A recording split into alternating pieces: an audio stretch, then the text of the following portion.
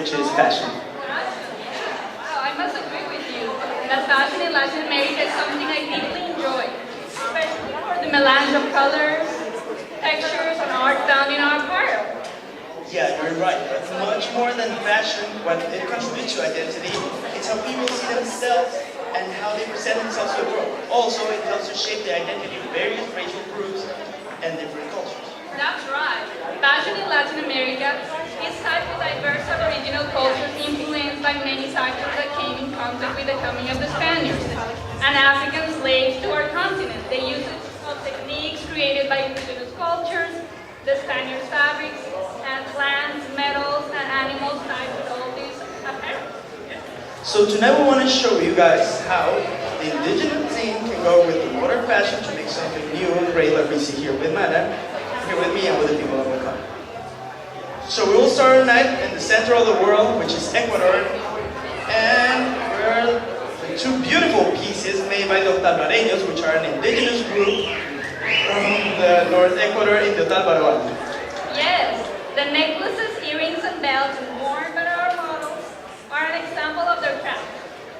I love the belt. Yeah, I know. The belts are used by women. This one is called faja or chumbi. They come in different widths depending on if they are going to be wear as a belt or if they're going to be worn in the head. Yeah, but these pieces, you can see them in Ecuadorians and foreigners alike because it's become such a fashion icon of the Northern Andes. Yeah, I know that a lot of politicians wear them too for important events or different things.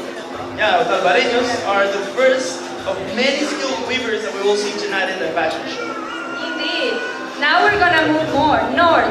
We're going to go to Cartago, Colombia. In Cartago, we have the capital of embroidery.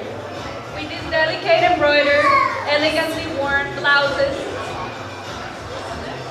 In the heat that there is today, I could have worn my Carthagen shirt, but I left it at home.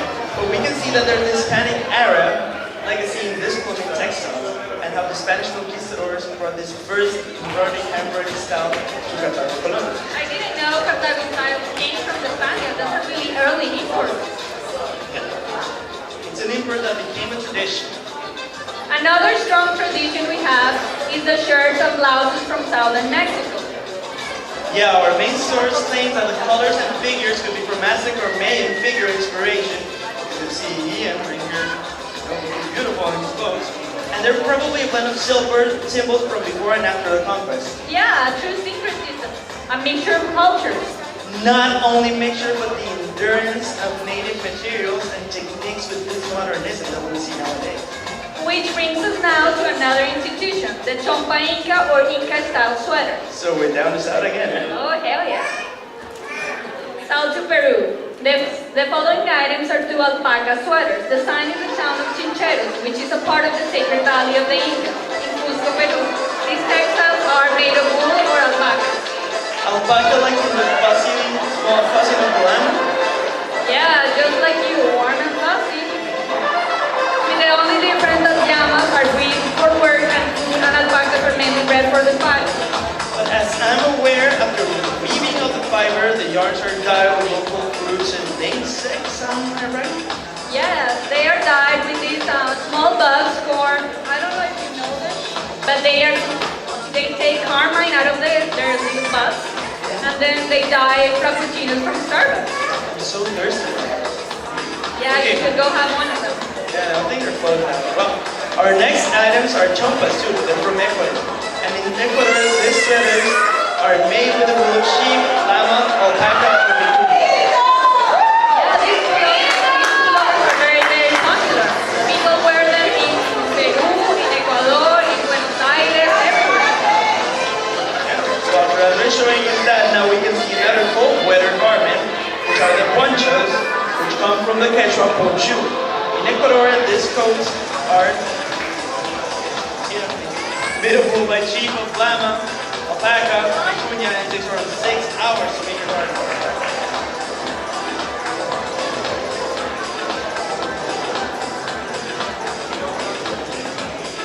Nice poncho.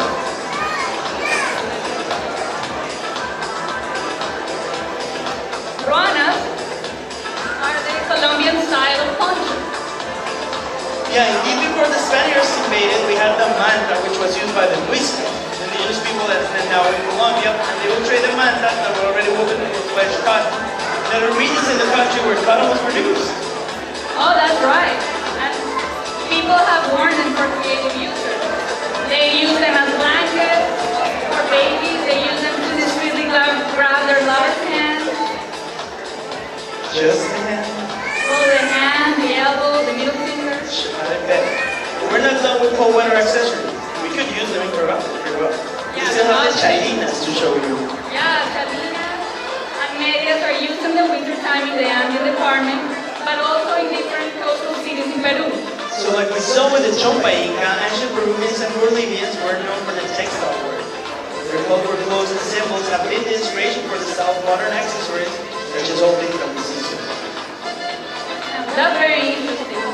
Now we're going to go for the molas, that are a very traditional style of weaving used in Colombia. Yeah, we're moving up to northern Colombia, Panama, to a much, much warmer climate. Molas are hand-sewn by the Kuna people, right? Yeah. Each mola is conceived and made by one woman using a difficult fabric layering technique that requires imagination, patience, and extraordinary stitching skills. Not only extraordinary patience, but mola creators are artists whose designs reflect the natural environment of the Kuna, including animals, local vegetation, and the shapes of Caribbean coral reefs. Yeah, we can see that they have shoes and sandals. But molas are usually fabrics that are later turned into different things, like shoes, purses, blouses, dresses. I think I can see them in notebooks. Yeah, they use them in notebooks. I don't know if underwear is used too, but in many, many things. We love it, itchy. Our next item is an alpargata, a traditional shoe worn by rural people in Colombia and Ecuador, as well as other Latin American countries. Yeah, the history of the alpargata is quite interesting. It was first introduced by the Spaniards, and it was made of sole of braided hemp, with woven cotton offered as crafts. And then the interesting thing about these ecological sandals is that with them, the criollos got independence from Spain 200 years ago, and you can still find them. With that, we became independent. Exactly. Well, last but not least, we have the Mexican huarache. Yeah, the Mexican huarache are sandals that have a tire sole that comes from northern Mexico. For the conquest, the shoe was made out of cotton, and then after they were made, a leather, which makes them a mixed product of two different cultures. Wow, that's extremely interesting. Now we're going to head to one item which people here may recognize. Do you want to guess what it is? Well, I know it's the Panama hat, but the interesting thing about the Panama hat is that it's not made in Panama. I know. I don't know if people knew, but the Panama hat is actually Ecuadorian. It's made by the Montubio culture in the coastal provinces of Ecuador, whose attire is characterized by being very simple. Both men and women use the toquitas, straw hat that's wrongly named Panama hat. And you can see them, our models showing it. And traditionally, these hats were made from the leaves of the toquilla. Our next item is going to be another hat. It is the sombrero volteado, which is one of Colombia's symbols which originated among the Zenú tribes of Colombia. It's made of a local king known as caña flecha, and it grows in the Caribbean region of the country. Yeah, the word volteado is a Colombian regionalism that means turn, and it comes from the way that it's made. Can you see that it looks like turn? Wait, I need this for a second. Because the interesting part of this hat is that, do you hold the microphone? The quality of the hat is determined by the number of pairs of fibers that are placed together and the blending and flexibility. So this is a really, really, really good hat. I hope so. Yeah, but not just the sombrero, but the whole technique has nowadays evolved into earrings, necklaces, bracelets, and bags. They remind each Colombian of the importance of maintaining their cultural identity as well as respect for their ancestors. Well, speaking of identity and ancestors, there's a group that we haven't talked about in this tadpole, but who also have strong influence over life in Colombia. Let me guess, we've talked about indigenous weavers, we talked about Spanish weaving styles and embroidery. We haven't talked about African ancestors. You're right. Now we're going to present things that come from the Palenque Black community in La Manga, Barranquilla. The La manga Barranquilla. La manga. La manga Barranquilla. Yeah, exactly. The turban is a garment in the lives of African women. And can you see that they have different knots? Each one indicates the position of the woman in the society. Well, I recently found out that maybe turbans strengthens family ties because women in the family get together to put on the turbans as a symbol of trust. Yeah, it's really interesting. Interesting. Yeah, look. She must be really important because she came last.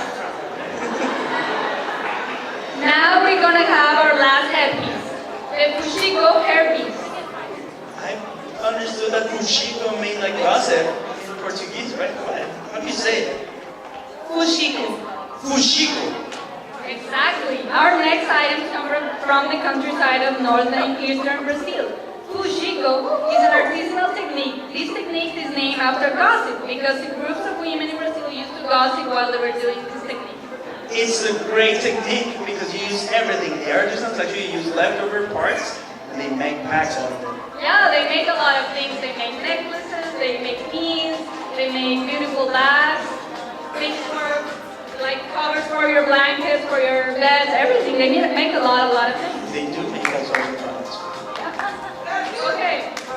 Now it's my favorite part. Do you know what it is? I'm gonna be sure that it has to do with language. Exactly. I hope my husband is listening. We're gonna talk about jewelry.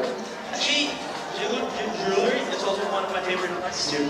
Really? Yeah, I really admire the craftsmanship put into the creation of the jewels, and I think it's really interesting how the technique has always fascinated me. Yeah, me too. Well, we just talked about fuxico. What do you think if we continue talking about Brazilian artifacts and we start with Brazilian jewelry? Yeah, we will see that these natural and ecological necklaces, thank you, made by indigenous tribe of Brazil who manufacture jewelry using a variety of natural seeds, beads, woods, everything, and then the raw materials are sometimes painted in different colors and woven using many unique patterns. Exactly. Nowadays, indigenous jewelry is used not only by indigenous people, but everybody likes to wear them too. And they are also sold in handicraft markets. Now, our model is going to show the beautiful filigrana silver earrings from the northern Peruvian coast. Yeah, these earrings are especially used on Peru's emblematic dances, La Marinera Norteña, that symbolizes an elegant courtship. But they're not only used for the dance. Nowadays, the silver and gold earrings are also worn by women as elegant jewelry. Filigree technique was imported in the Americas and it has been a very prevalent technique in several countries. In Lombok, which is a town in Colombia, the silversmiths produce high-quality jewelry from silversmiths, which and it's fantastic to watch. Yeah, filigree jewelry making techniques are highly versatile. Just about any design an artisan can imagine can be made from these strands, very thin strands of silver. Okay, and for our last part of the fashion show, we will be doing a very short homage to bags, starting with the moral or cartera inca. La cartera inca or andina is a style of backpack inspiring the yiquirilla and quebrina, which are traditional in quechua culture in Peru and Bolivia. Yeah, the quillas are square woven cloths used by Indian women to carry their children. And now, there's a really tiny baby inside of them. Yeah. Now we're going to admire the chigras, which are handbags created by women for women in the Central Andean region and Oriental region. Those bags were originally used to carry seeds and plants. Yeah, do you know that in the past, different sizes of chigras were used as a unit of measurement? Absolutely no idea. Also, chigras in the Andean region are made by wool, and chigras from the Oriental region are made of cabuya, a natural fiber from plant like hemp. Yes. Well, our last two pieces are two mochilas. We'll start first with the mochila aruaca, a popular Colombian artisan bag made by the Arco people in Sierra Nevada and Santa Marta, Colombia. What's interesting about this is that although the whole Arhuaco community is involved in the bag production, only Arhuaco women can weave the bags together according to the costume. Yeah, but my favorite thing, let me show my bag. Yeah. It's to hide it, yeah. It's to hide it. But I don't know if those are Wayu mochilas, are they? Yeah, no, those are Wayu mochilas, but yeah. So the Wayu people are indigenous group and inhabit in the desert of the Guajira Peninsula in Colombia, South America. Yeah, they show this abstraction of figures and vibrant threads of wool, memories of animal colors, flowers, and sceneries that surround the Wayu tribe. Yeah, you know what? Talking about mochilas, make me remind that when the Arapaho people decide to marry, the future wife gives two bags, one for her and one for the future husband, to symbolize the love of the couple. Currently. I don't know, my husband would like that. Well, last, we just want to give an homage to all of the artisans that have brought these articles to us, because without them, we couldn't be